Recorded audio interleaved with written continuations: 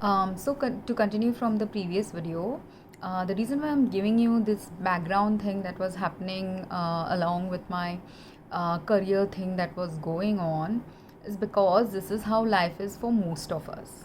Some people face these kind of challenges in their 20s and 30s, some might face it in their 40s and 50s, some might face it in the tail end of their career, but either the tail end of their career or tail end of their real life when they may be retired from a career as well, because our professional and personal life related challenges are usually going hand in hand for many people. So all the time, every time we are succeeding at something or failing at something or not so well at something, these are determined, part of it is determined by our talent, our skills, our ability to succeed, our ability to pursue a particular degree, but part of it is also dependent on our life circumstances. That's why many a times when people fail, even though in India this failure is a little looked down upon, or people find it challenging, or have pushy parents who might expect their kids to never fail, which is a very normalized expectation in Indian society or culture. If you look at the US lifestyle, failing is not always looked down upon, especially if after failing you have had the capacity to get up and change yourself, challenge yourself, and do something different. And which is what needs to shift in any society or culture where failure has been given a bad rep. Because what people don't understand, and which is why I'm making this video, is because failure can have various reasons. Failure doesn't necessarily mean that you don't have the intellectual capacity to pursue something, or the physical capacity to do something, or that you lack the skills, or you lack the developmental skills needed to succeed at something. What failure just means is, yes, these four things could be lacking, and that's why someone can fail. But for some other people can fail if they have personal life challenges going on. People can fail if they have financial challenges going on in life. People can fail if they suddenly get a disease. People can fail if suddenly there are so many people who I saw online a story of a girl. She actually managed to pass her exams, but she fell sick in the middle of her exams, and she had prepared so well before her exams that she completely aced through her exam, even though she was extremely ill during the exam. But even though that girl was such an exception, there are also, looking at that girl, if people expect that every other girl or every other boy who appears for exams starts doing this, then people would not have been created to become unique people, and people would not be failing then, right? But that's not true. Everyone can, or anyone can fail. If you are sick, you can fail. If you are sick, even if you don't fail, you can also still end up getting lesser marks than what you would have got when you wouldn't have been sick. Like, this girl passed the exam. She got good grades in her exam, even though she was severely ill. She had even gone to the doctor to figure out what was going on with her, and they couldn't figure it out, and they just assumed that she has normal exam anxiety. But this girl was not at all the personality type to have anxiety during her exams, but doctor just normalized anxiety as part of it, thinking many children get scared for exams.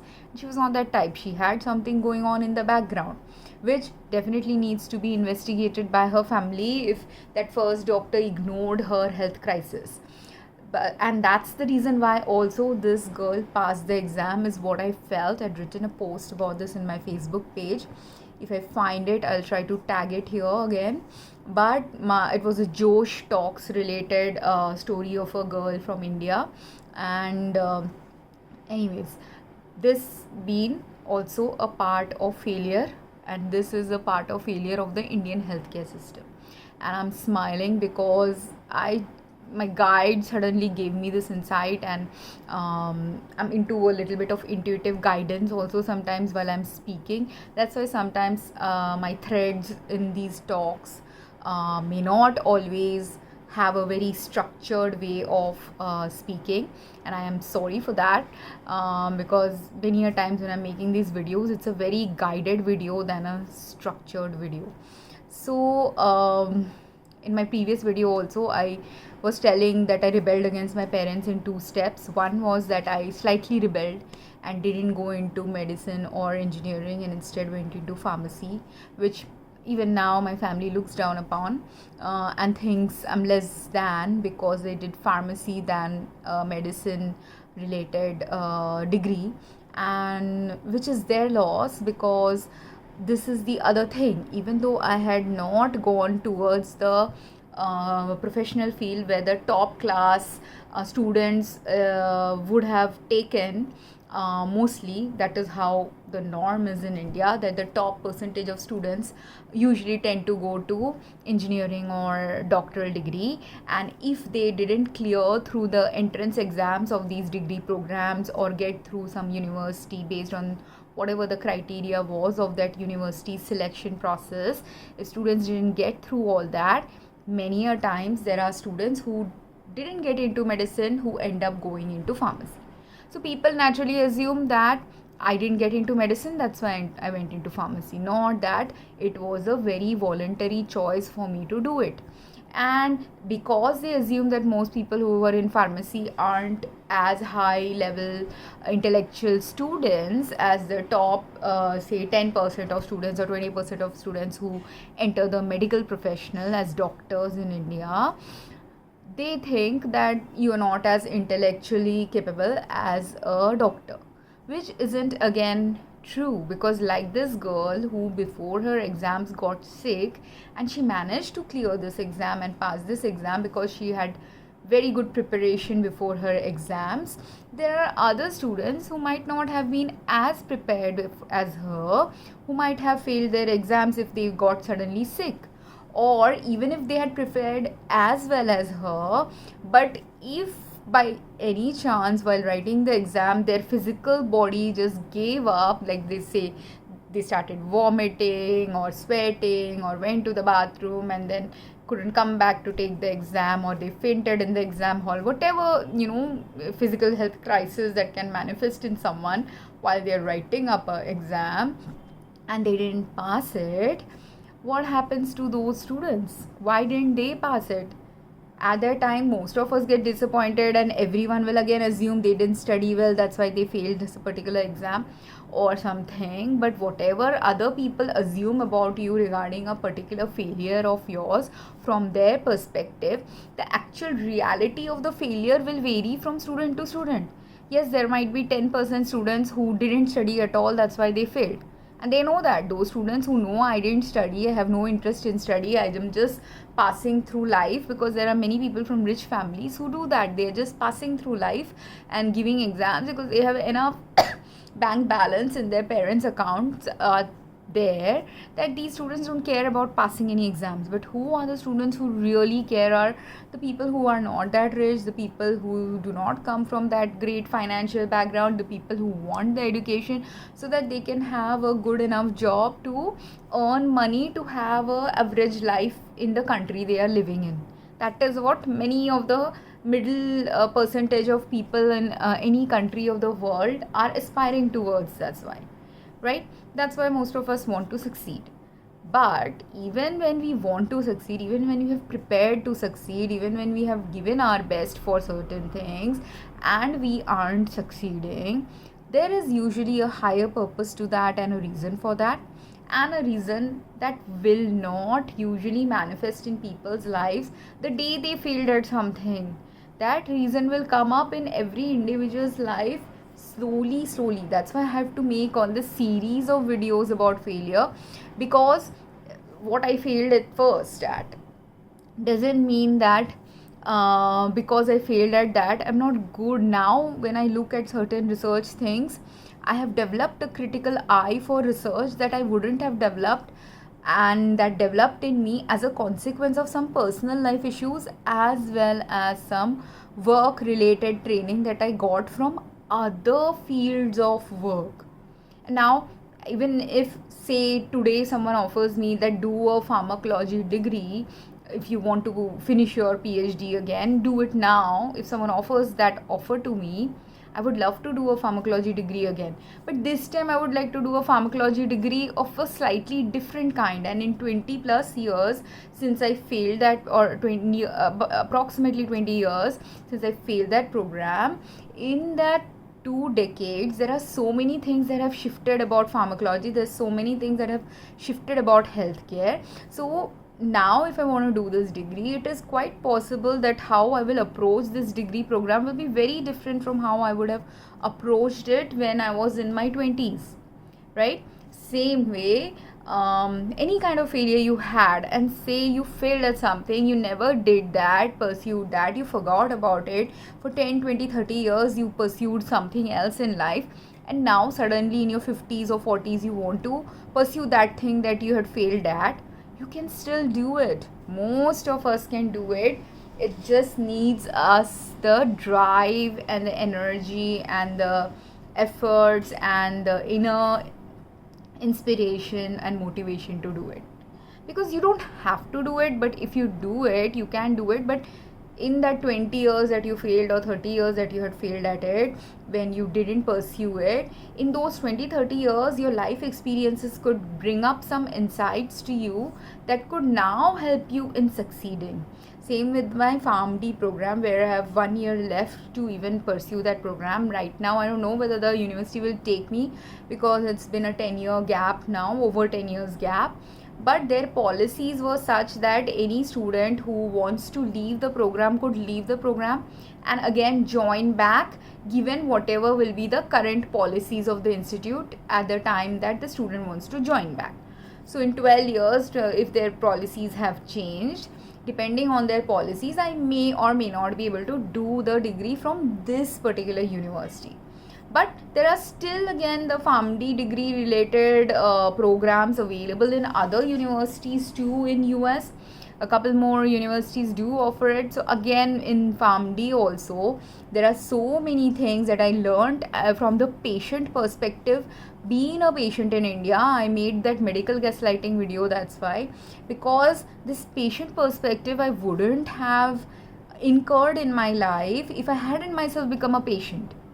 And that was the whole reason for me failing as a patient also. I was kind of failing as a patient in the sense that even though I had the education and knowledge as to what was going wrong with my health, the kind of doctors, and I didn't have the entire knowledge because I haven't done the same level of studying as a doctor for a particular disease, right? I have done the medicine related studies. I have not done the disease related as in-depth analysis as a doctor might have done. But on the other hand, because I've done the medicine related analysis for my particular patient case, that medicine analysis is necessary because I have a lot of risk factors on my health, that if the right risk versus benefit for that medicine that they will prescribe me for any disease that they discover or are able to find and diagnose me for, if they give me medicines, they might diagnose me accurately, but after the diagnosis, right therapy related stages are a little messed up in India, is what I have realized from my personal experiences as a patient. And another silver lining which people don't understand, and this is the silver lining that is yet unfolding. It's not a silver lining that has completely opened up for me yet, but it's a silver lining that is still unfolding, is that this partial PharmD degree, the partial PhD degree programs, both gave me partial insights into the approaches that the pharmacy field takes when we are anyone associated with pharmacy degree programs are working in their professions. And I was working for 6+ years in a retail pharmacy setting as well, first as a graduate intern, then as a pharmacist. So in that 7+ years of experience that I had in that retail setting, I gained the customer perspective as well. right? So every time I was pivoting in life, one and the pivots that happened related to failures, related to life challenges, related to personal or professional life challenges, related to visa challenges, related to personal life related problems, related to, and finally in India it was related to health problems.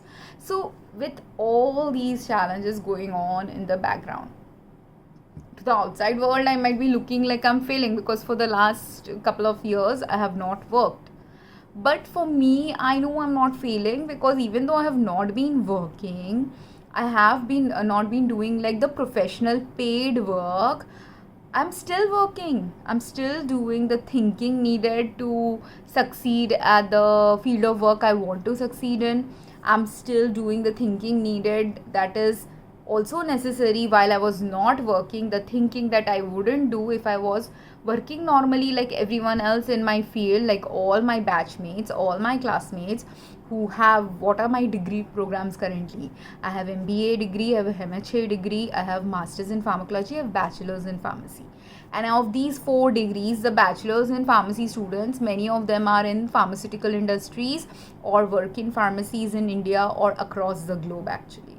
There are also some of the people from my bachelor's degrees who have gone into retail banking industry as well. Some who have also gone into cosmetics, because in our pharmacy school we are taught cosmetic related stuff as well. These are the major places where people have gone, but I do have some other people who have gone into operations related work in some other different degree fields as well. Same way with me, I also am a very operationally oriented person, so I like looking at business, healthcare operations, pharmacy operations. These are the kind of things, any kind of operational area of a particular business intrigues me and excites me. And the operations related to either patient care or customer care is the part where I like to focus on when I'm working in a particular field. This is my interest of work.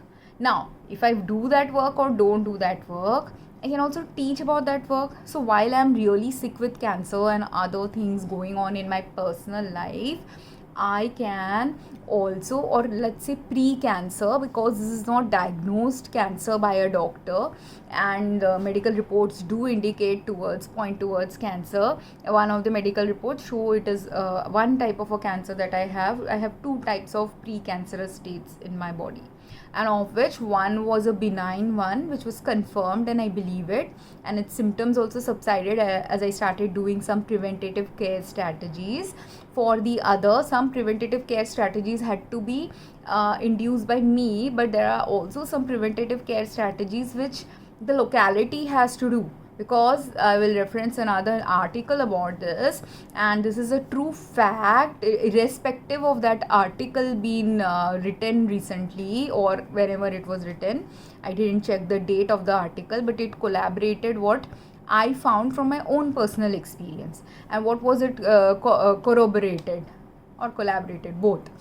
Because what it was doing was, it essentially said that there are certain kinds of cancers which get escalated when people have pesticide exposures, and which is what I found, like this cancerous state that's going on in my body when I have had heightened pesticide exposure. I have been traveling a little bit occasionally to figure out a place in India where pesticides are less, where water contamination, air pollution is less, where food pollution and contamination is less, which I'm yet to find places with less food contamination or less food, air, water pollution.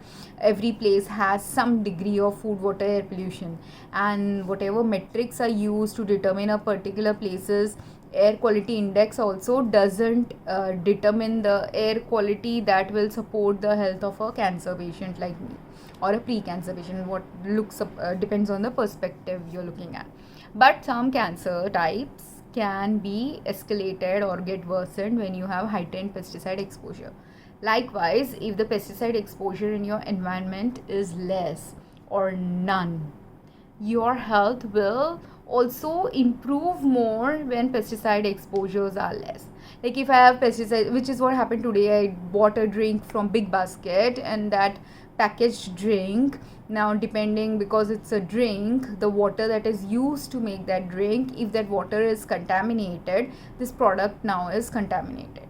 And I don't know how many times I have to return products to Big Basket. Big Basket is actually one of the companies who does accept returns very much more gracefully than other companies and competitors, and their process is a little bit more much better than other companies, I have felt.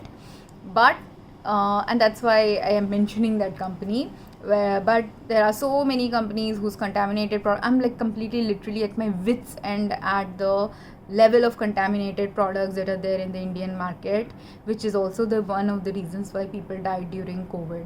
Because if you're consuming a pesticide laced health drink, this was a health drink, it's a milk product, I'm having a pesticide laced milk product, or there are other products that I sometimes buy which are artificial chemical laced. If you're drinking these products with pesticides and artificial chemicals daily, every day, 100 ml or 1 liter of some chemical induced or harmful, health harming drink you are consuming, are you going to have cancer or organ damage or liver damage or some health issue, or are you going to be healthy every day if you drink poison? Most of us will become unhealthy, and which is what happened in COVID. So if you don't discover the ancillary factors which escalated a person's health harm and led them to die during COVID, can you ever prevent those people from further deaths in the future? For those people who might have been at the time of COVID not as sick, but post COVID whatever else they have consumed that were harming even the COVID patient's health before they died, those things that were harming people's health, if you haven't checked the places where people's health is getting harmed, the health harm continues. It's like smoking. When initially people used to smoke, people didn't know smoking was harmful to health. Only when data emerged, and much later after data has emerged, slowly the warning signs regarding the harmful effects of tobacco smoking was promoted globally. Even then we still have so many people who smoke. Even though people know smoking is harmful for health, still there's a percentage of global population who still continue to smoke. And there is a reason behind that also. I'll make a video about smoking in a next video, because there's something I'm going to challenge about smoking here, and I do need to research a little bit more to speak up more about that challenge. But everything that exists in the world has a purpose usually, and it can stop not existing, or people can stop using something that is harmful only when majority of the population wakes up to the harm associated with something. And if something is beneficial, it doesn't completely end until people realize why it was beneficial or what aspect of it was beneficial. It will continue on and not change into or transition into something better. And with smoking, some transitions have happened with smoking. I'll talk about the smoking topic later. Sorry, I'm digressing. But coming back to failures or job losses or feeling insecure about and grief over something that you have lost in your life. In all these videos, in some of my videos, I've also talked a little bit about my personal life, about my relationships also. And in that also I was losing. I got married also, and after divorce, majority of the people in my life thought that I'm failing at life because I got divorced so soon and so easily. And yes, I was failing. It was a quick divorce, but if I had stayed in that marriage, it would have led to a very toxic level of abuse in that marriage, because they were doing very crazy things, like they had a porch, and in the backyard, which had trees and rose trees and fruit trees and other kinds of plants and herbs and everything in their backyard. The first few times I went and visited my in-laws, lived with my in-laws, there was nothing harmful in the home environment, nothing suspicious, nothing like that. Everything seemed like I'm living with a average middle class family. But in one of my visits, suddenly one day in the summertime, I see this tall, this length, like maybe 10-inch, 12-inch length saw that is used to chop wood or cut wood was dangling in the porch in the entrance way, where if I walk in this out from the living room into the porch, this dangling saw, if it is loosely placed up there, it will fall on my head and injure me. So this level crazy people they were abusing some of their family. I had already witnessed it, and even though I had witnessed it initially, I thought I didn't witness like someone directly attacking someone and abusing them. I didn't witness a physical harm of someone in front of me. But what did I witness? If there is a abused family member in your family, you can witness sometimes their broken arms, you can witness their bruised arms. I'd witnessed the bruised arms of my ex-mother-in-law, and when I saw the bruised arms initially, and right now the memory is vague, but I think there was like this this long 4-5 inch long bruise on her arm. And because she was a diabetes patient and she used to take diabetes injections, I, being a pharmacist, thought maybe she got this bruise from the injection, because sometimes if the injections are not done rightly, you can also get a bruise. But usually the injection bruises, this is a difference and discernment also, and this difference and discernment which I'm doing now, or a few years later or months later I did it, didn't happen to me until I gained more knowledge about a certain field. So if I hadn't gained some knowledge about abuse, I wouldn't have understood this discernment. Initially, when I saw a 3-4 inch scar on her hand, it wasn't even a scar, it was a long lined bruise. Now that bruise, I don't know how she could have got it, but at that time I thought it was from medicine, taking injections for her medicine. But if you're a diabetic patient and you are giving the shot to yourself, usually you will not give a IV shot. IV shots are usually given when you are hospitalized. So that is where I made a mistake. That bruise, if it was in a place where her diabetes shots were given, it would have been a little bit differently placed on her arm. And this reflection came to me only months later, once I had escaped the marriage, and that's when I realized how much God had protected me. And that's when I put 2 and 2 together, that the saw dangling, even the saw dangling in front of me, I didn't get scared initially, because when you trust someone, will you think crazy stuff like they are intentionally going to harm me? You will not think like that. Unless you are a paranoid person, you will not think a saw dangling in front of me is something wrong. But when someone is psychologically or emotionally abusing you, they start doing these things. They will dangle saws, and they had this the people who are psychopathic, sociopathic abusers, they have this weird look in their face. I had seen that weird look in their face, and I still wanted to trust them.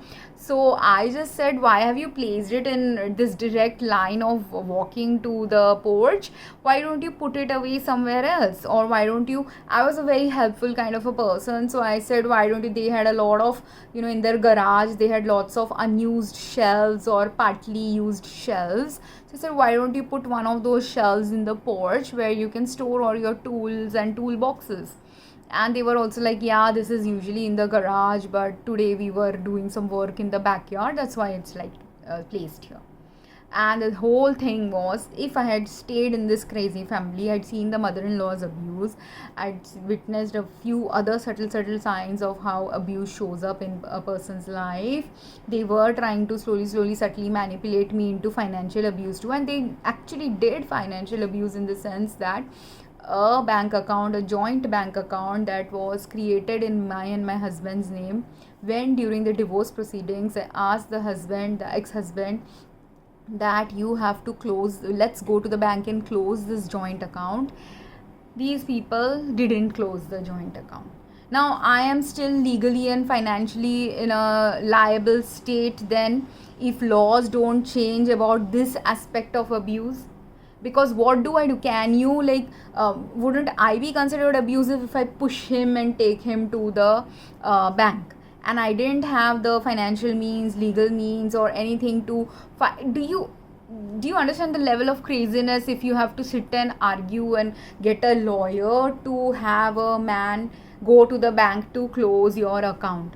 That level of craziness and uncooperation some crazy men have.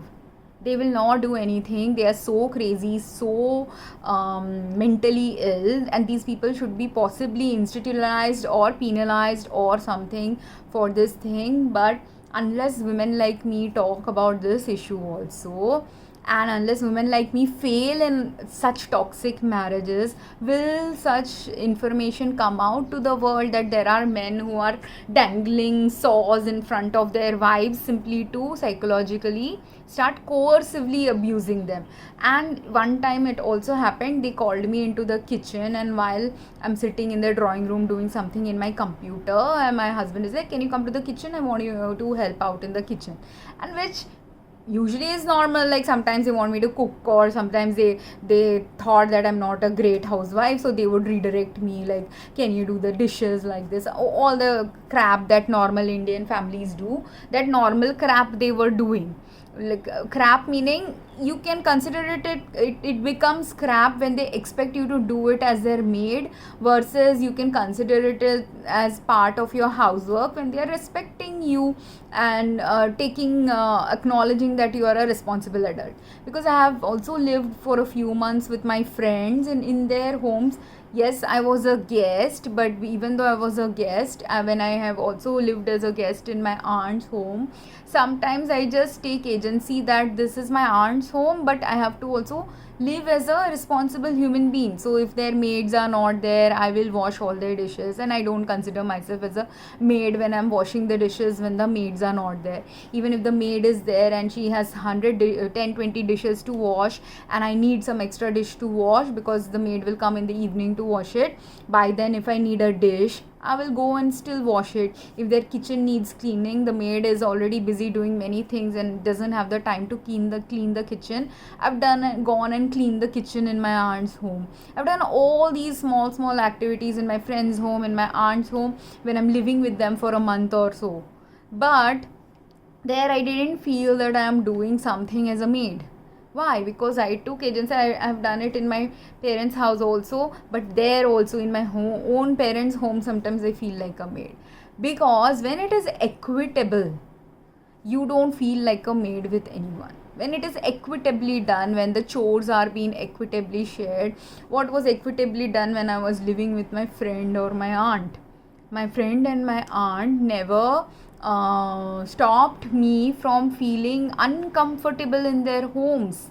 They always ensured that even though I was a guest, if there is something that I needed that they hadn't provided in the home, if I asked them that this is not there, or can I either buy it or can I either have it, they will either buy it for me or they will allow me to buy it for myself. I was never made to feel as if I'm not a family member, because that is what you would do with your family. If you're living with your family, if there are 4 family members, father, mother and 2 children, and let's assume the children are also earning, each of them, when all of them are earning, or a couple of them are earning and a couple of them are non-earning, the ones who are not earning, they have to request the ones who are earning to get them something.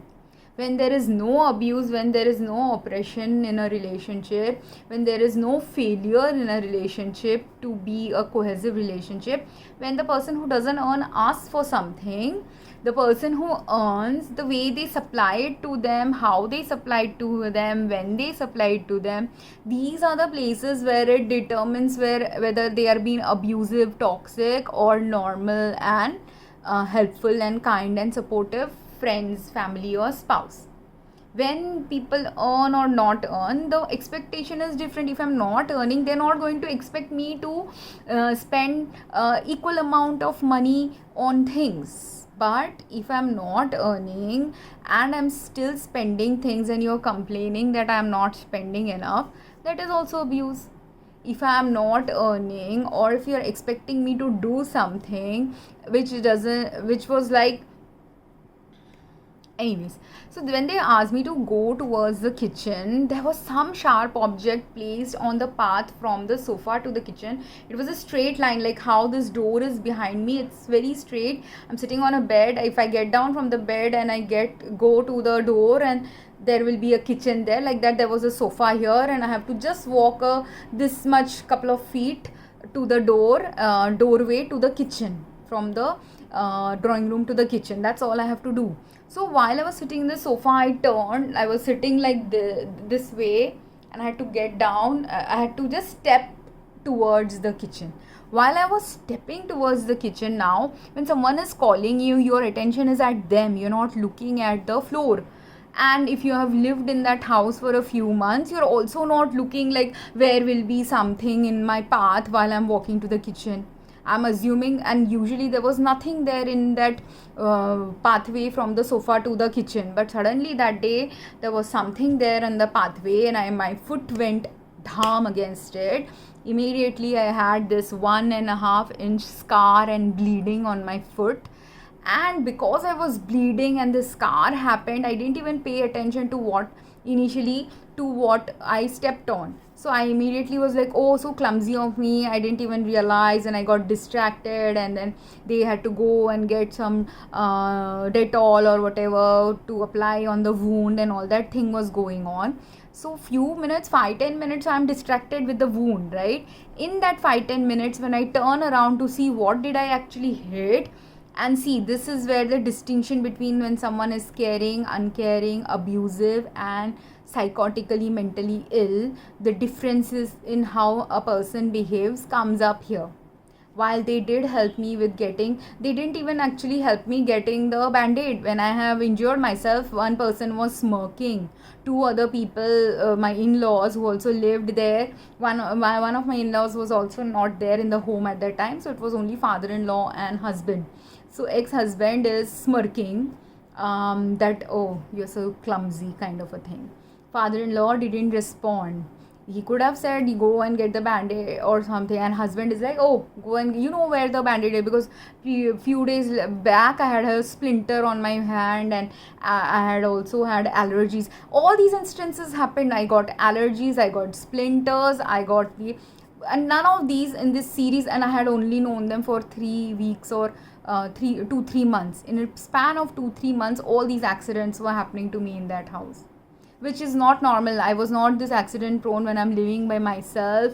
I was only accident prone when in abusive relationships in the past, where emotional abuse was going on. Otherwise, any of my accidents that I have been on happened only after emotional abuse or after bad breakups. Otherwise, most of the time, if I was just studying, just doing normal things, very rarely I had accidents. Or accidents where I'm injuring myself or deliberately getting harmed in some way. So this is where, and so this was a failure in terms of the world, but world can think I am failing in a marriage after few months. But should I continue in a marriage where people are placing objects in front of me deliberately to harm me, which I put 2 and 2 together? Not during that time. Apart from these things, more overt abusive things happened, which led to the marriage breakdown, and I was not ready to take that crap, because I had faced that crap in previous relationships, or even I had seen my mother face it in her marriage. So I knew what is the limit of abuse I will take in a marriage and what I will not take. So when it had reached that limit that I will not take, I was ready. That when they said they wanted divorce, I was okay with it. But to the outside world, it might seem like, okay, in a few months she got divorced. But for me, it wasn't, because if I had stayed in that marriage, I would definitely ended up with some injury more sharper than this 1-inch gash on my foot, or more worse than because if a saw falls from up on my head or face somewhere, I would have a whole slashed off face or something. And the thing is, this family is psychotic. This mother-in-law, I have looked at her younger day pictures.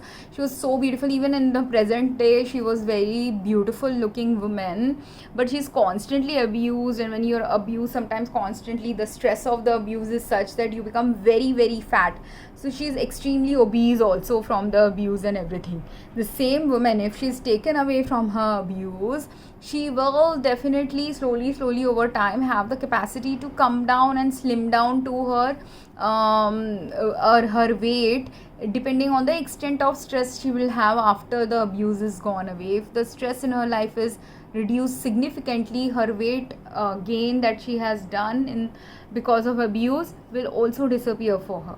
So it's up to you, right? What you look at as failure. For the world, it might have been a failure that I'm divorced, but for me it was not a failure, it is success. Do I want to stay in a crazy marriage where every day or every month or every, and luckily for me this was not an everyday occurrence, because I was coming to visit them once every few months. If I was visiting them, if I was living with them every day, every week, if some new drama like that was happening, my marriage would have ended even a few months before than it actually ended, because I wasn't going to take that kind of subtle manipulations and threat and covert abuse, many aspects of abuse happened in that, which initially whatever I put together, I was ready, I'm not going to take that. But in the background also what was going on later on, after I went out of the marriage, after a few months, few years, because I'm a very self-reflective person, when I did the reflection of it, that's when I found the even greater silver lining from about the divorce.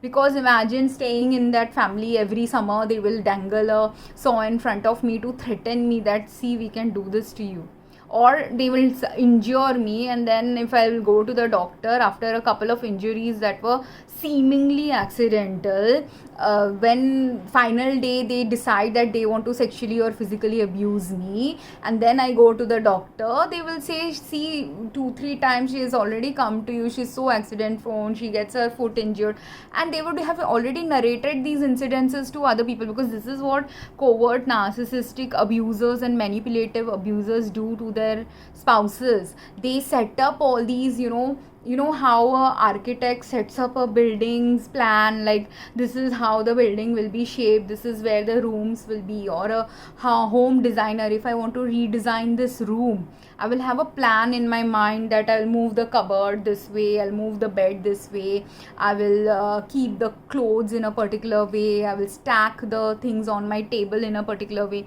Like, you have a design and a vision and a plan, right, for how you will move the things in a room if you are redesigning someone's room, or if you're building a home, if you're building blocks. Even as children, when we are playing with building blocks, everyone has a different vision and everyone comes up with a different way of assembling the blocks, right?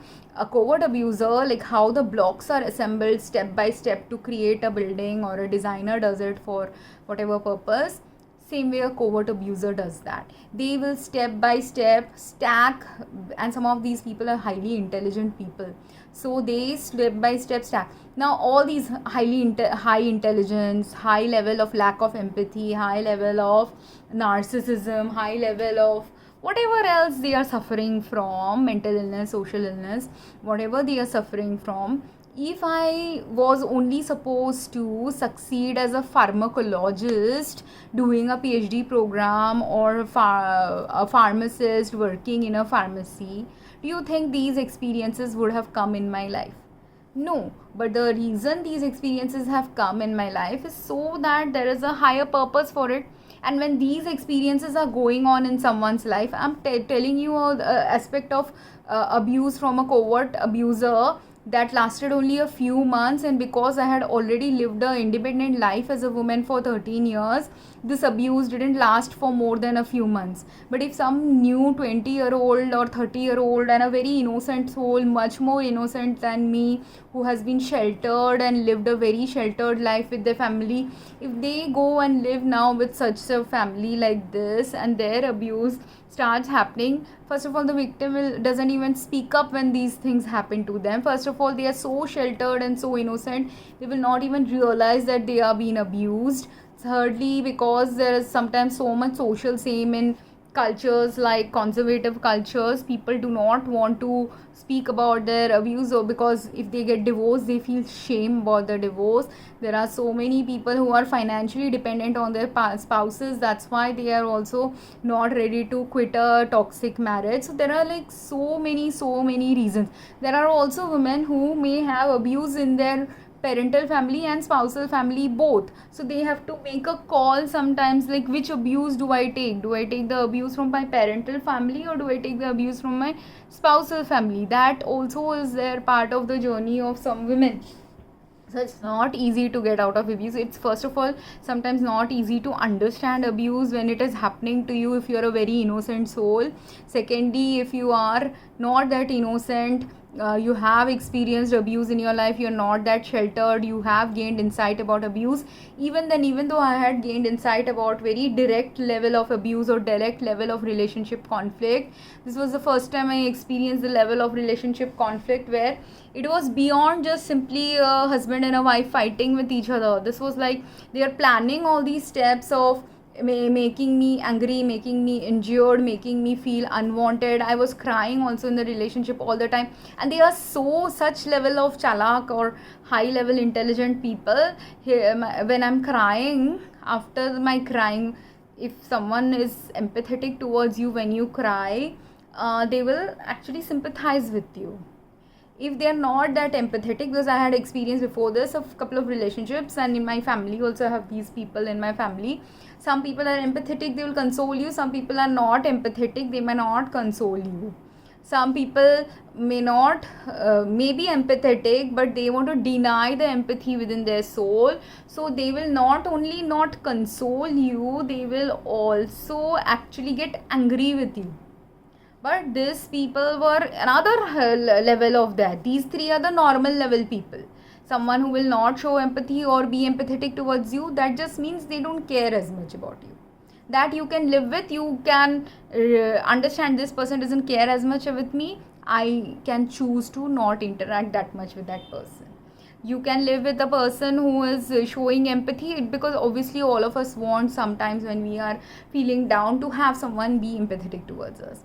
You can maybe or may not live with someone who's not always empathetic towards you and is shouting at you when you show empathy, but at least when they are shouting at you, when you also you realize I can make a call whether I want to be with this person who keeps shouting at me when I am feeling low or I am experiencing some grief, or whether I should continue with them or not continue. You can at least have this clear cut thinking whether I do this or not is openly visible to me based on how they are interacting with me.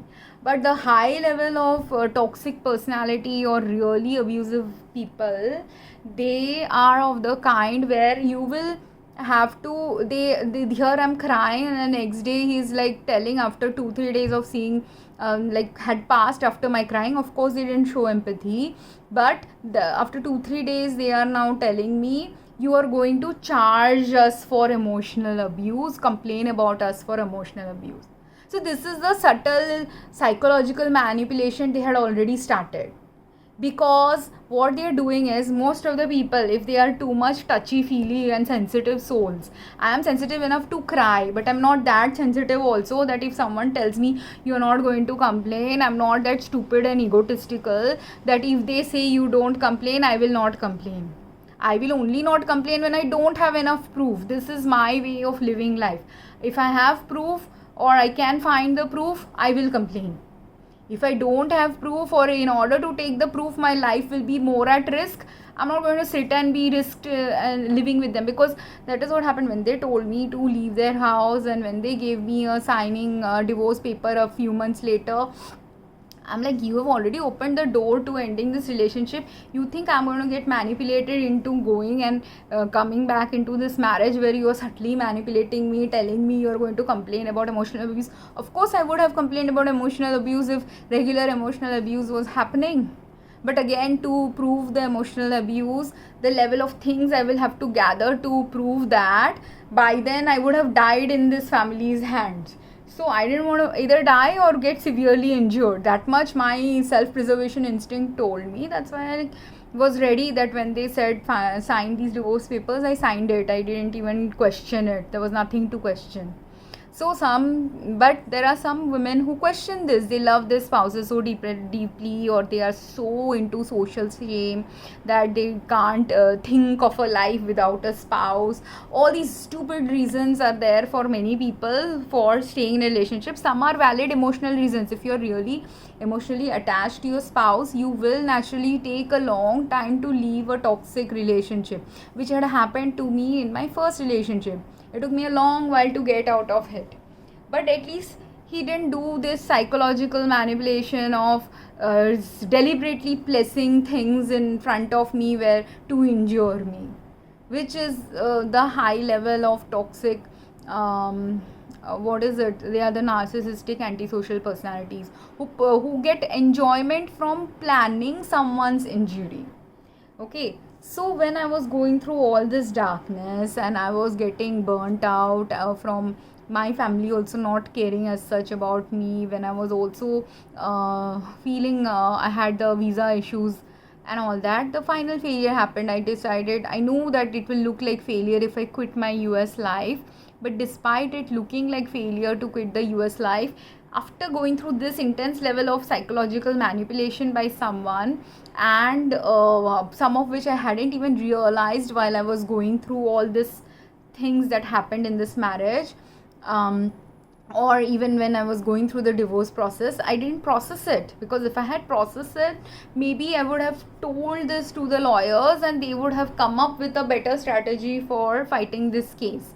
But because I didn't process it, and my instances of abuse were very like in the 1% level or 5-10% level of abuse, even though it fell under many abuse categories, it was very bare minimum levels. I didn't want to sit and wait to be abused further. That's why I quit it.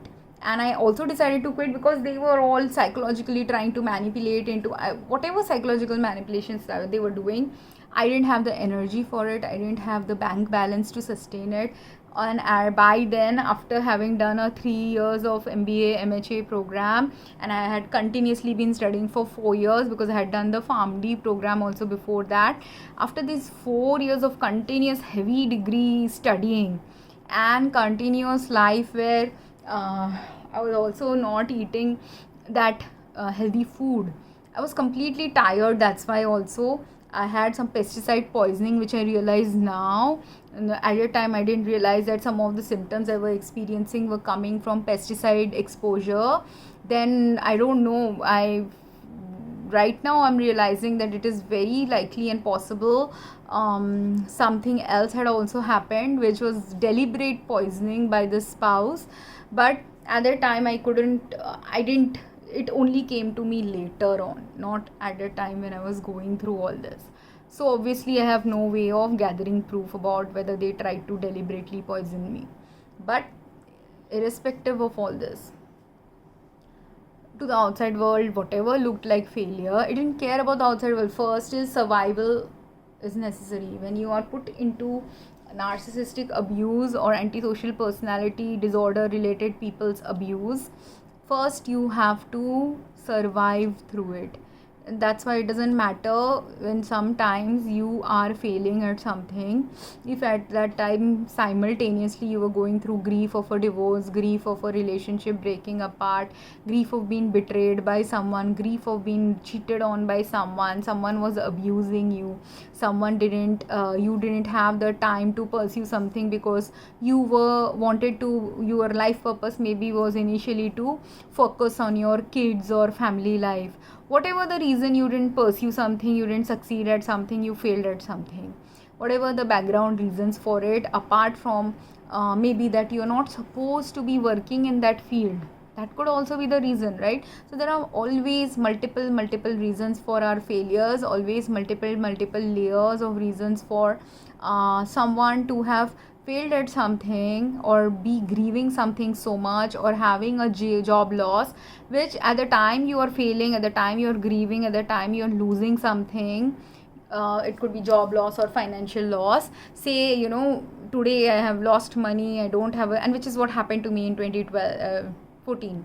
I didn't have any means to earn. In order to earn the level of effort and energy that was needed, I didn't have that energy, the level of money and spending that would have been needed, and some thinking that would have been needed. I was too exhausted to think at that level. So there were so many things going on. I was literally in a burnout fatigue stage. So I couldn't do it. And I realized that, okay, for 13 years I have not been with my family in India. So let me connect back to my family. There were many things I missed about India. So let me reconnect into that. That's what I did. In the next few years I came back. That is what I did. And in my next video I will talk more about other things. From this video, what I want to tell you, if anyone is even interviewing someone, sometimes people in the interviews fail to ask, what did you learn from your failure?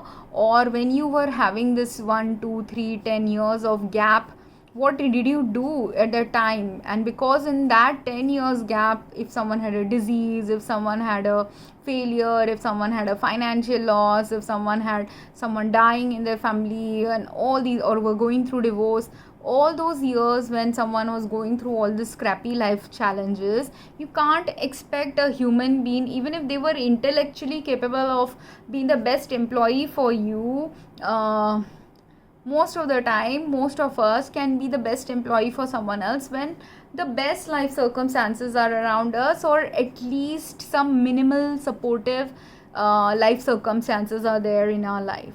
If those supportive life circumstances are missing from someone's life, not everyone can succeed. Sometimes they have to fail, and there is an ancillary reason for failure or ancillary reason for job losses also that many people have to wake up to.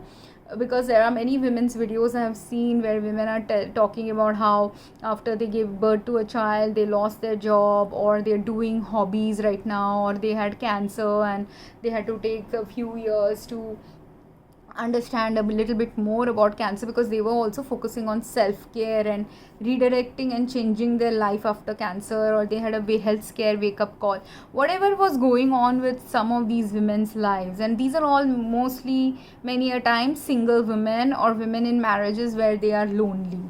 Now if these are single women, women in marriages who are lonely, or women who got divorced during their cancer scare or health scare, and they are all women like me who may have had some income access initially, but right now they may not have that much of a active income.